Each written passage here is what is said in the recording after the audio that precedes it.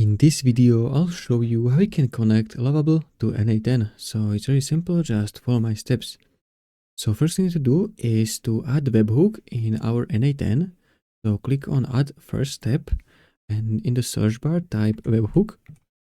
So starts the workflow when a webhook is called. So we need to click on this one, click on it, and in the HTTP method, choose post.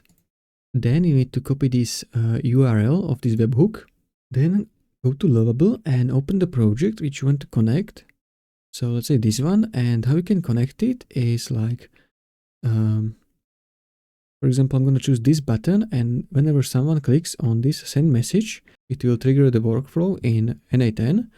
So we can do this, click on Visual Edits and select this button. Now in this field, type add webhook to this button and paste the URL from n8n, then hit enter. So as you can see, webhook integrated. The form now sends all data to your n8n webhook with success and error feedback. So that's it. That's how you can connect Lovable to n8n. If you found this helpful, consider subscribing for more tutorials.